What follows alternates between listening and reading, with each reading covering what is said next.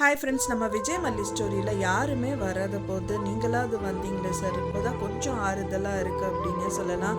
ஏன்னா மல்லியோட வாழ்க்கை வந்து நாளுக்கு நாள் வந்துட்டு அவங்களோட வாழ்கிற வாழ்க்கை வந்து சொந்தமாக இல்லையா அப்படிங்கிற மாதிரி கேள்விக்குறியில் போயிட்டுருக்கு.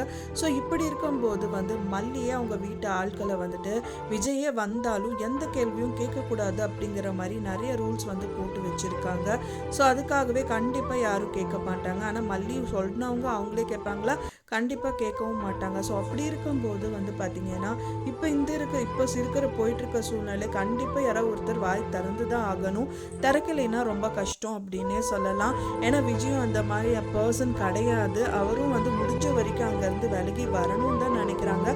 ஆனால் சூழ்நிலைமை சந்தர்ப்பம் அப்படிங்கிறனால அந்த பிடியிலேருந்து வர முடியாத ஒரு சூழ்நிலையாக வந்துட்டு இந்த சுடர் வந்துட்டு கட்டி போட்டிருக்காங்க அப்படின்னே சொல்லலாம்.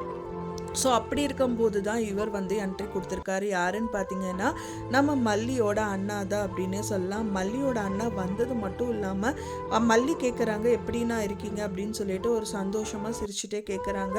அப்போ அவங்க அண்ணா வந்து நல்லா இருக்காங்களா இல்லையான்னு கேட்கறத விட உன்னோட வாழ்க்கை எப்படி இருக்குமாங்கிற மாதிரி தான் வந்து நின்றுட்டுருக்காரு. அது மட்டும் இல்லாமல் விஜய்கிட்டையும் வந்து ஒரு கேள்வியும் கேட்குறாங்க. என்ன நீங்கள் பண்ணிகிட்ருக்கீங்க, உங்கள் மனைவி முதல் ஒய்ஃப் வந்துட்டாங்களாங்கிற மாதிரி கேட்குறாங்க. அது கேட்டவுடனே வந்துட்டு விஜய் வந்து ரொம்ப ஷாக்கான மாதிரி தான் நின்றுட்டு இருக்காங்க.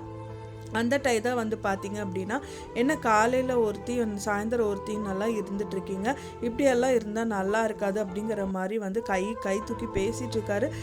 பேசவே அவங்க வந்து மயங்கி விழுந்துடுறாரு அப்படின்னே சொல்லலாம். ஏன்னா முதலே அவங்க அண்ணி வந்திருப்பாங்க.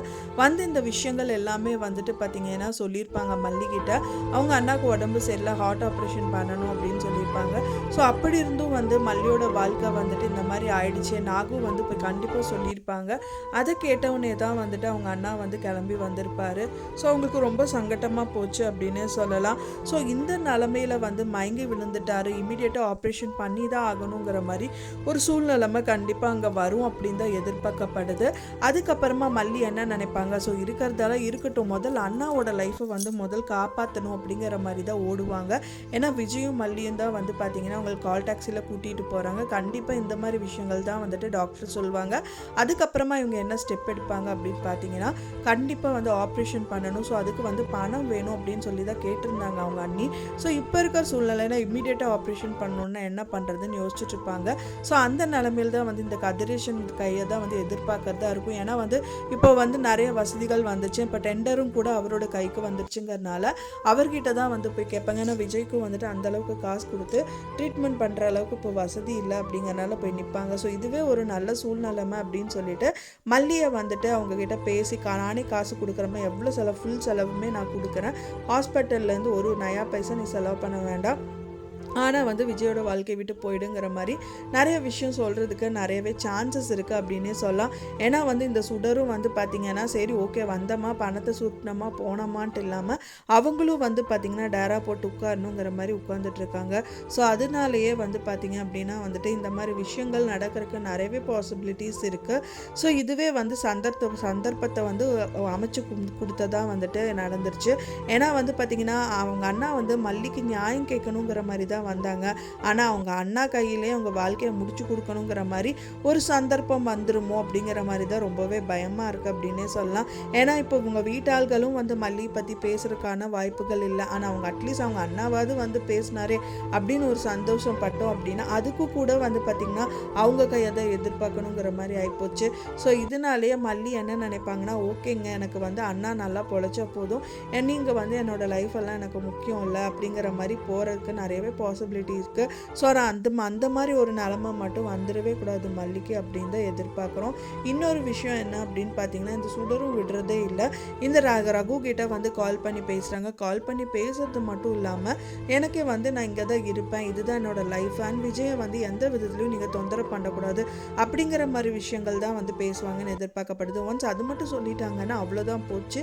அண்ட் ரகு என்ன நினைப்பாரு, நம்மளுக்கு வந்து மெயினாக சுடர் அங்கே அனுப்புனதுக்கான காரணமே வந்துட்டு இந்த கதிரேஷன் சொத்தை வந்துட்டு எடுக்கணுங்கிறதுக்காக தான். அண்ட் விஜயோட லைஃப் இதில் ஸ்பாயில் ஆகுங்கிறதுக்காக தான். ஆனால் இப்போ வந்து பார்த்தீங்கன்னா அப்படியே டோட்டலாக வந்துட்டு விஜயே வந்து நீ ஒன்றும் பண்ணக்கூடாதுங்கிற மாதிரி பேசுகிறாள். அப்போ வந்து இவளை எதுக்கு நான் அனுப்பணும் அப்படிங்கிற மாதிரி அவர் நினச்சிட்டு இருப்பாரு. இங்கே பாரு, நீ இப்படியே பண்ணிட்டு இருந்த அப்படின்னா போலீஸில் அரெஸ்ட் பண்ணி கொடுத்துருவேன், அவனை மாட்டி கொடுத்துருவேங்கிற மாதிரியெல்லாம் அவர் பயப்படுத்திட்டு தான் இருக்காரு. இருந்தாலும் நீ என்ன வேணாலும் பண்ணிக்கோ, யார்கிட்ட பேசுகிறேன்னு தெரியுதா, நீ என்ன வேணால் பண்ணிக்கோ, நான் பயப்பட மாட்டேன் அப்படிங்கிற மாதிரி தான் அவங்களும் தில்லா உட்காந்துட்டு இருக்காங்க.